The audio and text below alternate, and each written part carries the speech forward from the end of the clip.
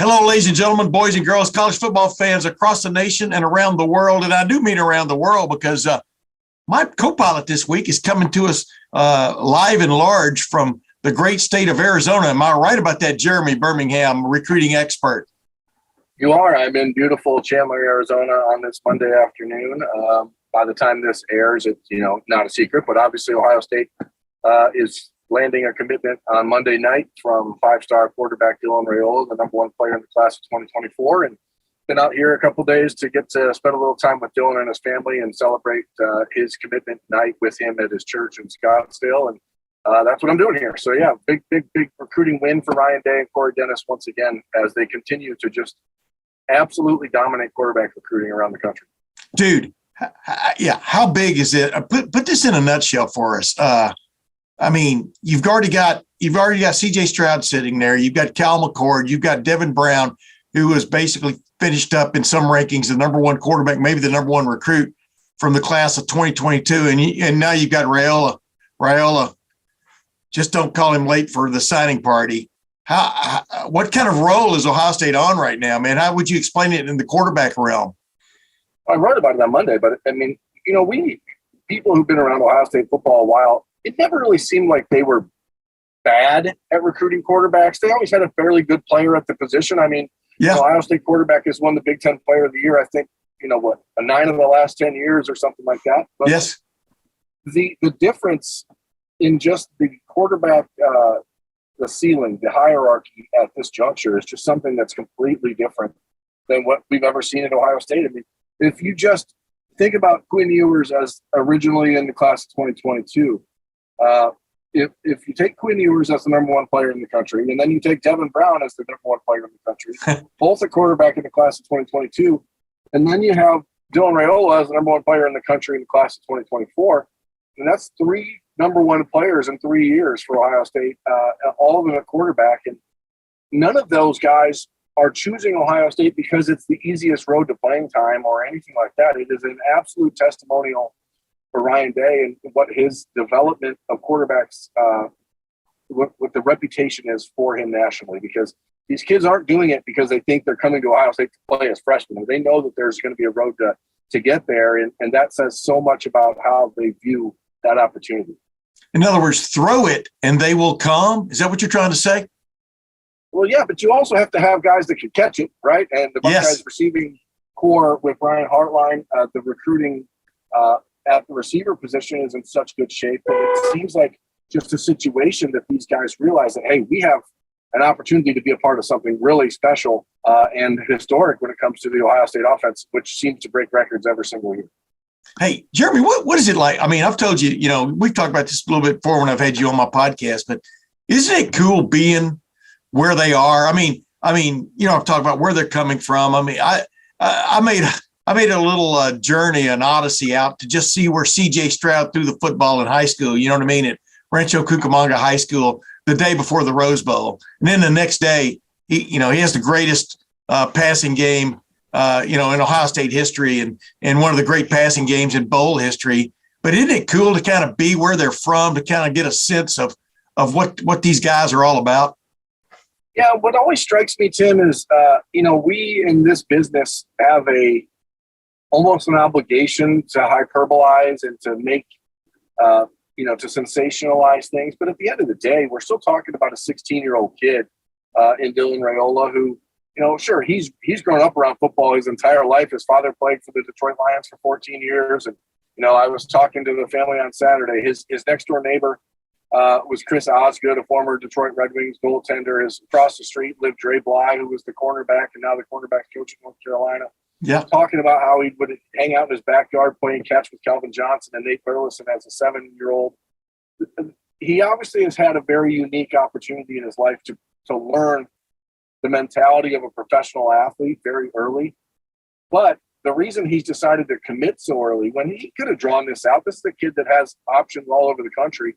Yeah. He decided to commit this early so that he could just be a kid. And I think we so oftentimes forget that in the midst of racing to get, stories and to get rankings and all this stuff. He's still a 16-year-old kid who's, a big brother to his 13-year-old brother, Dayton, and wants to see his sister Taylor play volleyball at TCU. And, it's just, there's a lot of things that I think get lost in the mix when you're talking about families that are in the spotlight for doing nothing that nobody, it's nothing new.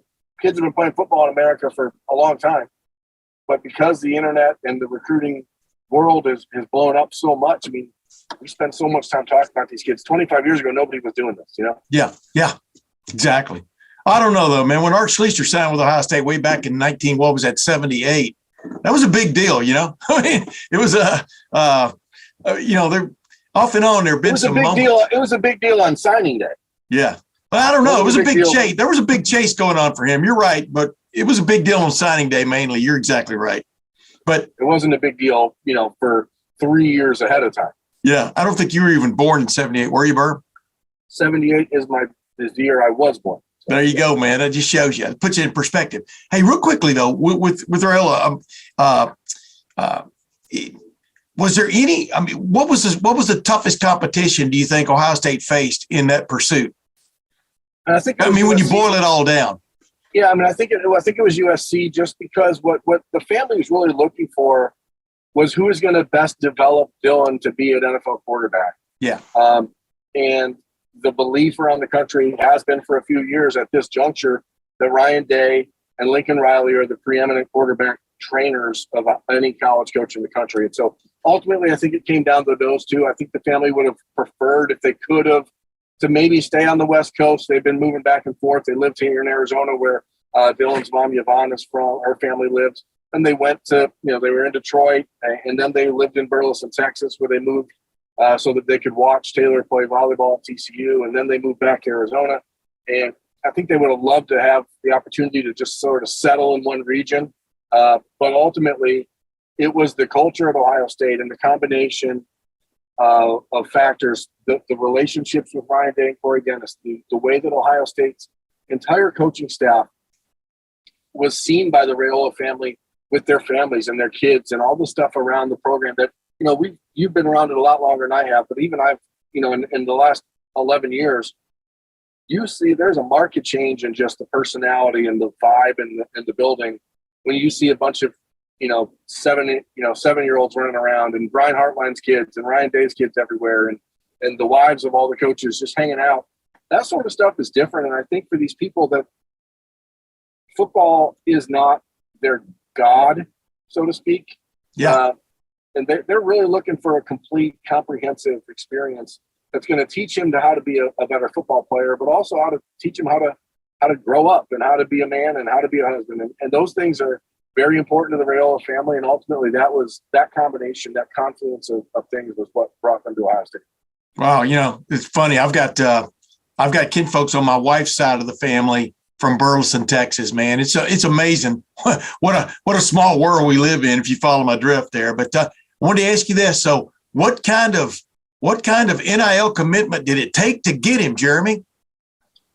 None that I was made privy to. I mean, listen, we know Ohio State is going to anyone who plays at Ohio State and plays regularly and plays a Cadillac position like quarterback is going to make a lot of money in NIL.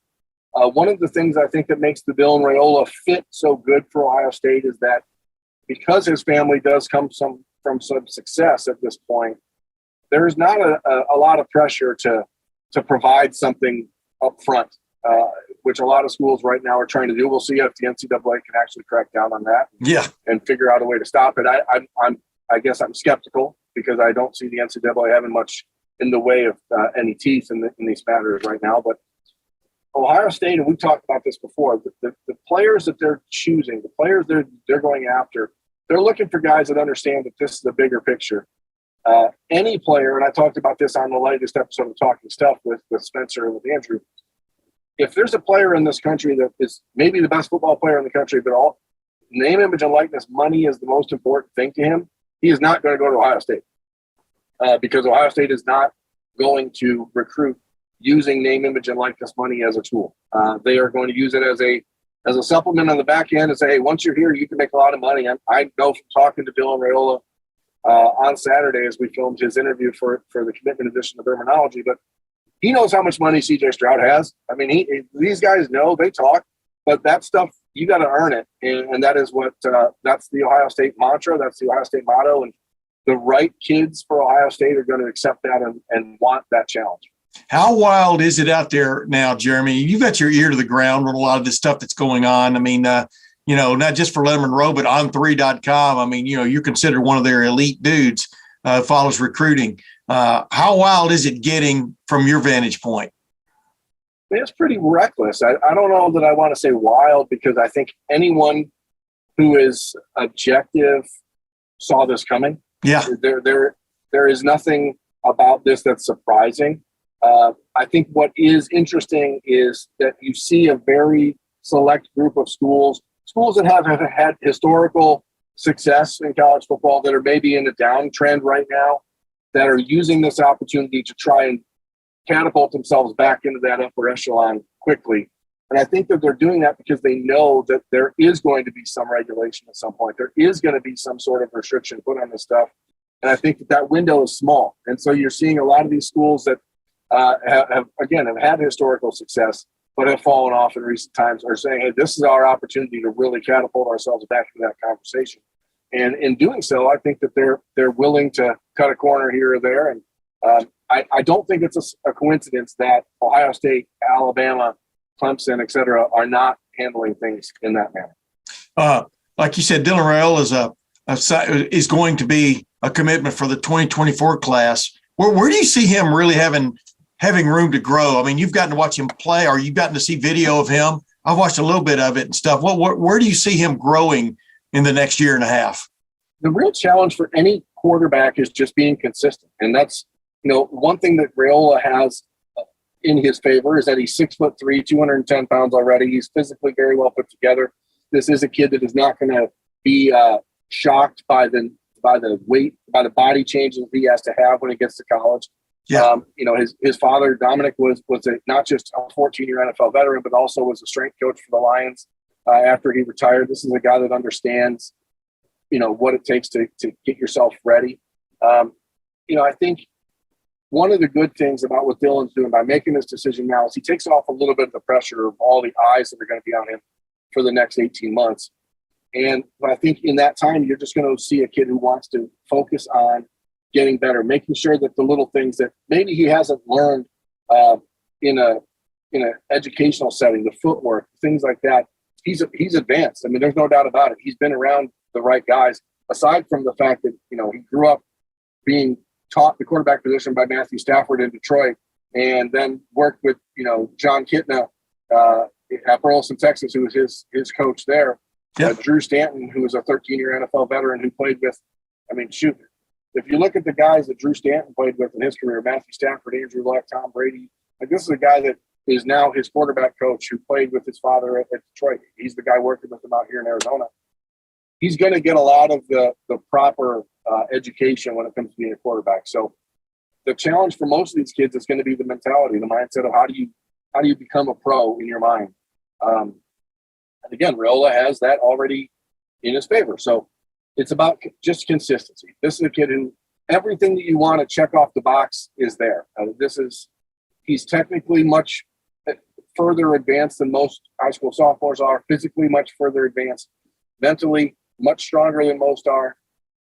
And so now it's just how do you maintain and level? And this is one of the things his father said on Saturday in our conversation was, Dylan doesn't get too high, he doesn't get too low, and that's going to serve him really well over these next 18 months. Because if you look at the Ohio State quarterback room right now, as it's currently constructed, and if you never want to say that a freshman is going to be counted on to play that position at Ohio State, but we know C.J. Stroud is almost assuredly leaving Ohio State after this season, right? Yeah.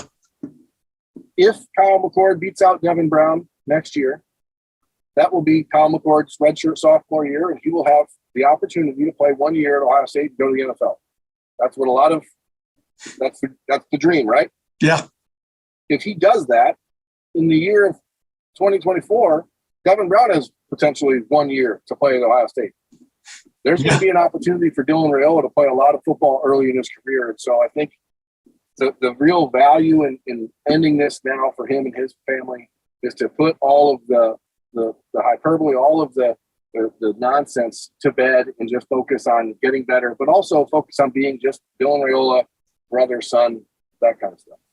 Prom king, maybe even a prom king. Although you're probably enrolled at Ohio State early, I'm sure, right? I would imagine that will be a push.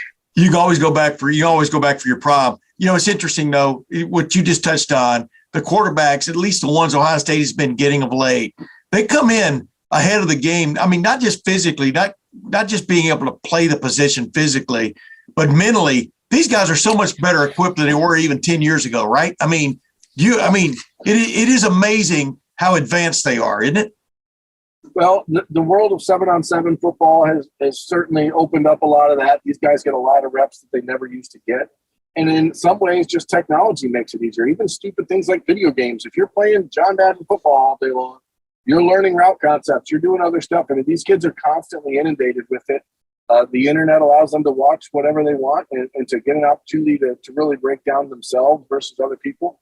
They can be trained by quarterback trainers who live thousands of miles away. I mean, there's a lot of things that these kids have now that they never had before. And you start to see that development happens at a very, very early age. It's not a surprise that college football is really run by the quarterback position. It is surprising how it's trending that so many of these guys running it are very, very young. Yeah. I've said all along, the last couple of years have just been a showcase for Ohio State to attract, to be an allure for big-time quarterbacks and big-time receivers. And it is really playing out that way, isn't it? It's even though, anybody can see it, it's still, 3 yards in a cloud of dust is so far in the rearview mirror. It's crazy, isn't it?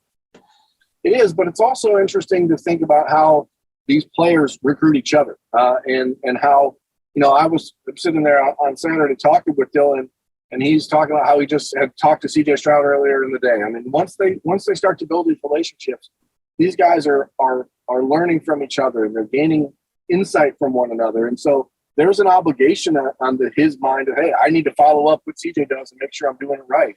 And so it becomes this ownership stake in not just your own personal development, but the brand that you have. And we've seen that at Ohio State in the last decade with the wide receiver room, especially. That Zone 6 group that really started with Johnny Dixon and Curtis Samuel and Terry McLaurin and Paris Campbell, every group that comes after it is focused on making sure that they're living up to that ideal.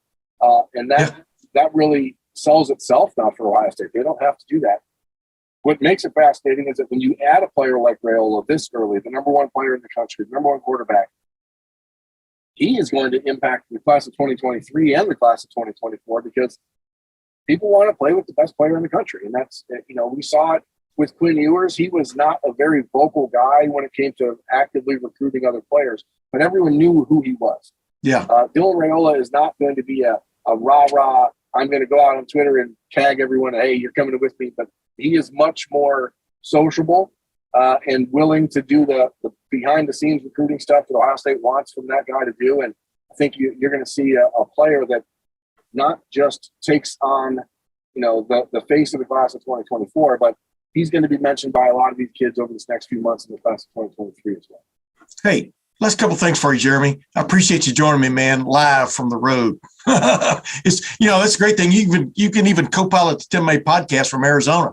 That's what's great about modern media tools.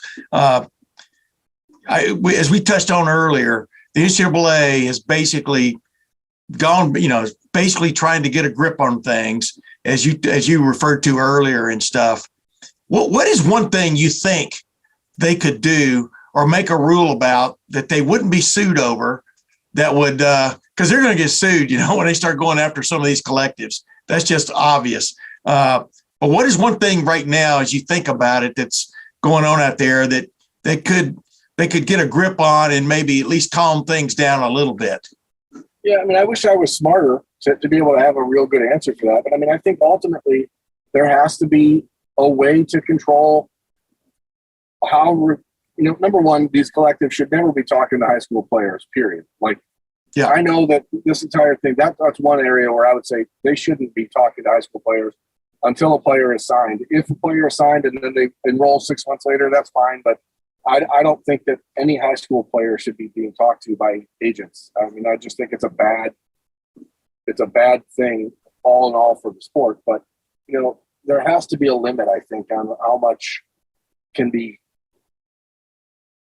See, this is where it gets weird because the entire idea of NIL was that it was never supposed to be performance based. But I think if you don't do something performance based, then things get out of control. And so I don't know. I mean, I don't know what the answer is. I just know that until there's one broad, coast to coast regulation in place or rule that separates what happens in recruiting versus what happens for a player that's on the actual roster, because it is supposed to be against the rules right now to use NIL as an inducement in recruiting, but it's happening all over the place. So I don't know who's going to be the first team to get, really draw the ire of the NCAA enough that they're going to come after it. But when you watch what happened with Jordan Addison, Pitt, and USC, and all this in the last few weeks, this is not going to be an isolated incident. I mean, this is going to happen regularly because there are the haves and the have-nots. I mean, there are teams that have a lot more money. And eventually when Alabama and Ohio State decide, hey, you know what? If Ohio State in December says, hey, you know what? We didn't sign 2 running backs in the class of 2023 that we originally wanted to. Who's the best running back in the country? Let's just go take him from another school. Like, they're going to have the power to do that. I know that there's a lot of people who are still saying, hey, this is going to even the playing field. But when Ohio State and Alabama's and Georgia's and Texas really start to dive into this, those schools that have huge, huge, huge amounts of money are going to be the ones that still benefit. Yeah, there's an estimate out right now that there could be $500 million or more in these collectives. I'm not individually, but in the collectives by the end of this year, which is nuts. From your interactions, the 2 collectives that have popped up they're associated with Ohio State or want to be associated with Ohio State, are they pretty much doing things the right way at this point, from what you can tell? What I've heard, I mean, obviously the rules are the rules, and they're not supposed to be talking to recruits early, and especially if they are, they're not supposed to be throwing around monetary dollars. I think that there are always ways around things when you talk about pre-existing relationships or running into someone as a former player on the sideline at a practice.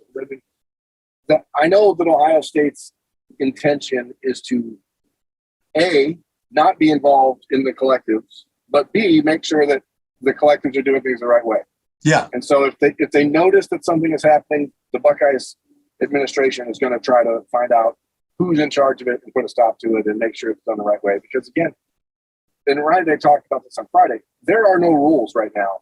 And so you're almost tiptoeing to the line that you've created in your mind, thinking, well, when there are rules, is this going to be over the line or is it not? And so you have to sort of create this imaginary barrier between like how far you're willing to go, because there are going to be rules. It's just a matter of when they come in.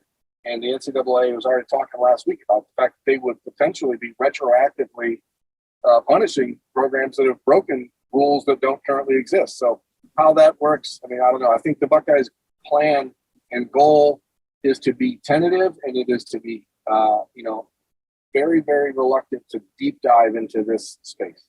Yeah. And like it's been pointed out, they can't literally tell these collectives what to do because they're not, quote unquote, affiliated with Ohio State. They're not under their jurisdiction, but they can give them pointers on what they should and shouldn't be doing, which is what a weird time we live in, right? It's unbelievable when you think about the way college football has changed in 3 years. Yeah. And by the time 2025 rolls around, it's going to be something we don't recognize. Ryan Day talked about that at Big Ten Media Days last summer, and this is before NIL became official. And, he was very concerned about the game not being recognizable. And you can see quickly why that concern may have been valid. Yeah, we're not talking about the way it's being played on the field, but the way it's being played off the field. Hey, last question for you.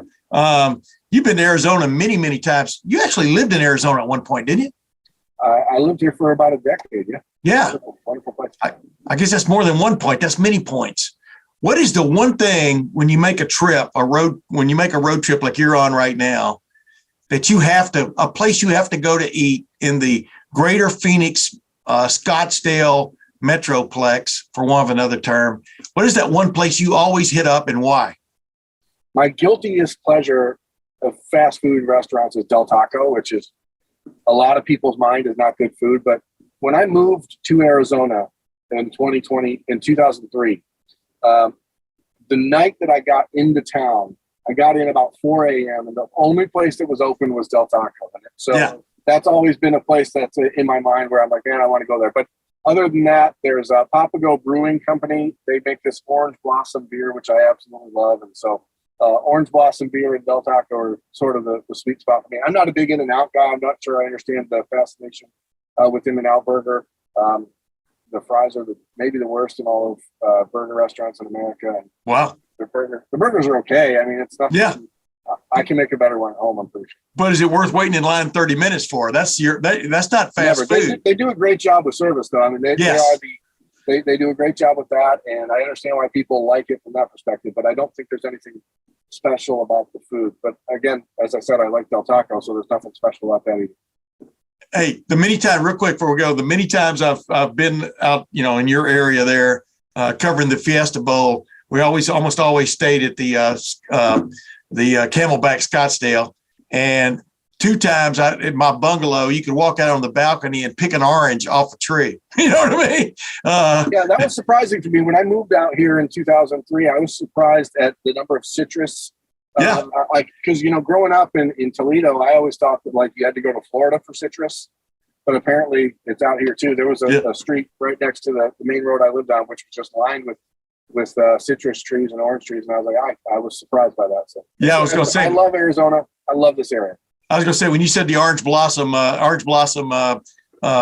Pilsner or whatever it is, what would you call it? I don't even know. I mean, it's an ale, I think, but it's really delicious. Gotcha. Ladies and gentlemen, the incomparable Jeremy Birmingham. Jeremy, you do a great job. I know you know that. I'm just buttering you up now. I appreciate it. It's always good to hear anyway. Oh, yeah. Keep up the good work, though. But, you've been on top of this Dylan Raiola thing for as long as it's been a thing, and it's kind of it's what's the word you would call it when something comes to fruition and you've reached the finish line, sort of, and something like that. Give me that sense of being a guy who's covered recruiting as long as you have. And then on top of that, this guy's a big-time 5-star, maybe the best player in the 2024 class. We'll see how the rankings go down the road and stuff. But what is that feeling that you get when something comes to fruition like this, of a young man you've gotten to know extremely well along with his family and things? For me, honestly, it's just nice to know that I'm reading it correctly. You know what I mean? Because we have a number of great people that you meet along the road in recruiting, but there are also a lot of kids who just say whatever they think they need to say to whoever they're talking to. And I put in my prediction for Dylan Raiola to Ohio State on April 2nd. And that was 2 weeks before he officially committed to the coaching staff when he was back in town for the spring game. And I put in that prediction on that day because I watched him at that student appreciation day practice, watched his dad, watched his mom. And I just saw people that looked like they found what they were looking for. And they just looked so incredibly comfortable. And so to see that and then to hear the reaction from him and the family, to know that I'm reading it correctly is always a good feeling, because there are a lot of people in this world of recruiting right now that are saying what they want people to believe or want to just say whatever about any school they go to. But when you're dealing with a player that's this highly recruited and this highly ranked, it's not always easy to separate the bluff from the belief. And I felt like even back in October when I talked to Dylan for the first time after his first visit to Ohio State, it really felt like a kid that saw something really special in the opportunity that Columbus had for him.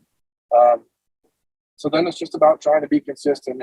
And for me, and we've talked about the bigger picture of my job before, but my goal is always to be of service in this industry. I want to help families, and whether it's with a graphic that someone needs or whatever, my goal is to be helpful, because there are a lot of people who are trying to get something from these folks instead of giving something to them. And I'd rather just take it the other way. So I guess it's good to know that people appreciate it. This is a great example. You respected his wishes of wanting to make this announcement on May the 9th, right? And I mean, I didn't want anyone to even know. I didn't tell anyone I was coming out here. There was nothing like that. I mean, I thought it's just important that if Dylan Raiola and his family wanted it to be known that he was committing on Monday, then he would have said that. 24/7 Sports asked him if they could do a live, video of his announcement. He said no, he didn't want it. He wants it to be a private thing at his church, and to make it, there's no tweet saying, "Hey everyone, I'm announcing this day." There's no hats on the table. There's nothing like that. And I just think it was an important thing to respect their wish that this is how they seem to prefer it. And when I talked to him even on Saturday, I was asking, how can we figure out a way to make sure people are alert? Because that's the one thing. It's Monday night when this is happening. It's going to be close to probably 10:45 in Columbus by the time this happens publicly. And I'm trying to figure out some ways to make sure people are just paying attention. I want his night to be about him, but I also want to make sure that people are celebrating his moment. So he deserves it. I'm just glad that it gets to happen. I appreciate getting to be a part of it. I know that not a lot of people are in that position.